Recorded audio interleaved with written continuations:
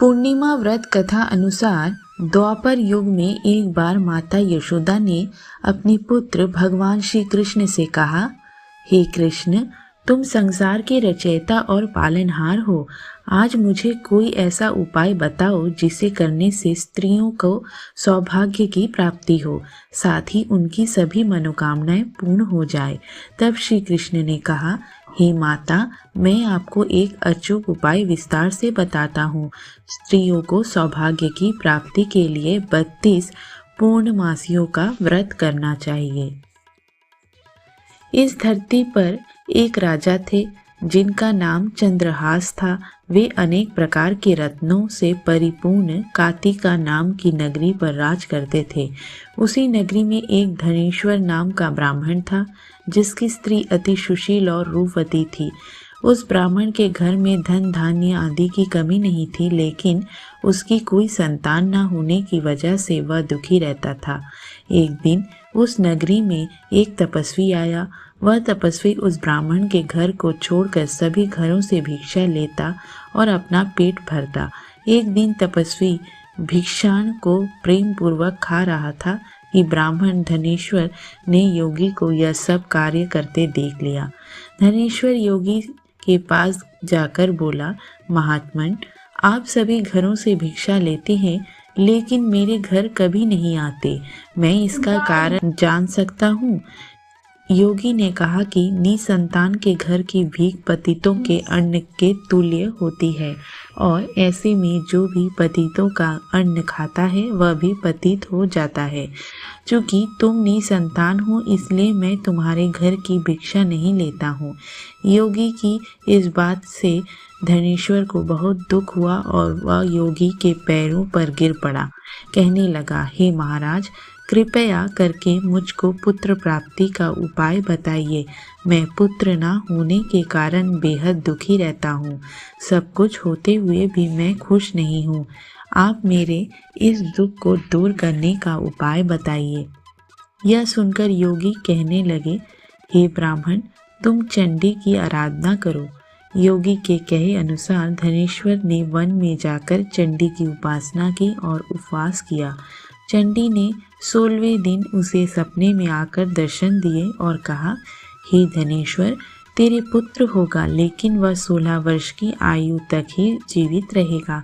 लेकिन यदि तुम दोनों स्त्री पुरुष 32 पूर्णमासियों का व्रत करोगे तो वह दीर्घायु प्राप्त करेगा। प्रातः काल तुम्हें इस स्थान के समीप ही एक आम का वृक्ष दिखेगा।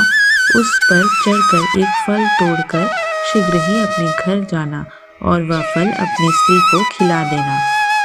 ऋतु स्नान के बाद वह स्वच्छ होकर भगवान शंकर का ध्यान करके उस फल को खा लेगी। तब शंकर भगवान की कृपा से उसको गर्भ हो जाएगा। धनेश्वर ने अपने पुत्र के दीर्घायु के लिए भगवती दुर्गा की आराधना और पूर्णमासियों का व्रत करना शुरू कर दिया। इस प्रकार 12 बार 32 पूर्णमासी का व्रत पूरा किया। कुछ समय बाद मामा और भांजा किसी नगर में रात बिताने के लिए ठहरे हुए थे। उस दिन उस गांव में एक ब्राह्मण की कन्या का विवाह होने वाला था। जिस धर्मशाला में वे वर और उसकी बारात ठहरी हुई थी वही देवीदास और उसके मामा भी ठहरे हुए थे। संयोग से कन्या को तेल आदि चढ़ाकर मंडप आदि का कृत्य किया गया तो लग्न के समय धनुर्वात हो गया। तब वर के पिता की नज़र यह देवीदास पर पड़ी और उन्होंने सोचा कि ये मेरे पुत्र जैसा ही सुंदर है, मैं क्यों न इसके साथ ही उस कन्या का लग्न करा दूं और बाद में विवाह के अन्य कार्य मेरे लड़के के साथ हो जाएंगे। ऐसा सोचकर वर का पिता देवीदास के मामा से जाकर बोला कि तुम थोड़ी देर के लिए अपने भांजे को हमें दे दो और उसने अपनी योजना उन्हें बताई। तब उसका मामा कहने लगा कि जो कुछ पर्क मधुपर्क आदि कन्यादान के समय वर को मिले वह सब हमें दे दिया जाए तो ही मेरा भांजा इस बारात का दूल्हा। यह बात वर के पिता ने स्वीकार कर ली और इस तरह से देवीदास का विवाह उस कन्या के साथ हो गया। पत्नी के साथ वह भोजन न कर सका और अपने मन में सोचने लगा कि ना जाने यह कैसी स्त्री होगी। लड़के को ऐसा करना सही नहीं लगा और उसकी आंखें में आंसू आ गए। तब वधू ने पूछा कि क्या बात है, आप इतनी दुखी क्यों हैं? तब उसने सब बातें लड़की को बतला दी। तब कन्या कहने लगी कि अब हमारी शादी हो गई है।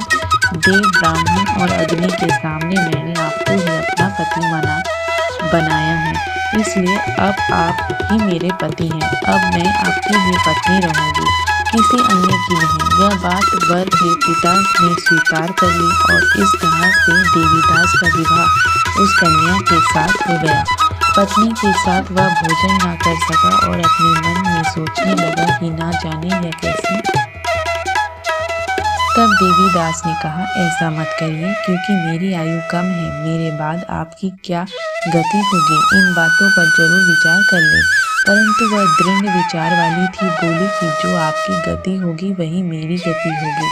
इसके बाद देवीदास और उसकी पत्नी दोनों ने भोजन किया और शेष रात्रि में सोते रहे। प्रातःकाल देवीदास ने अपनी पत्नी को एक अंगूठी दी, एक रुमाल दिया और बोला, हे प्रिय, इसे लो और संकेत समझकर स्थिर चित हो जाओ। यदि मैं जीवित रहा तो अवश्य वापस आऊंगा, वरना समझ लेना मेरी मृत्यु हो गई है। प्रातःकाल जब शादी के कार्य पूरा होने के बाद सब बाराती मंडप में आए तो कन्या ने अपने पिता से कहा कि यह मेरा पति नहीं है और पूरी बात अपने पिता को बता दी। बारात वापस चली गई। उधर उसकी स्त्री उसकी प्रतीक्षा कर रही थी। जब 16 वर्ष व्यतीत तो देवीदास भी अपने मामा के साथ काशी से चल दिया और वो कुछ दिन बाद अपनी पत्नी के घर पहुंच गया। लड़की के पिता ने खूब धन के साथ अपनी पुत्री को उसके साथ विदा किया। श्री कृष्ण भगवान कहने लगे कि इस प्रकार धनेश्वर द्वारा 32 पूर्णिमाओं का व्रत रखने से उसकी पुत्र को लंबी आयु की प्राप्ति हुई। अंततः जो भी स्त्रियां ये व्रत को करती है वे वैधव्य का दुख नहीं भोगती और सदैव सौभाग्यवती रहती है। यह व्रत पुत्र पौत्रों देने वाला तथा संपूर्ण मनोकामनाओं को पूर्ण करने वाला माना गया है।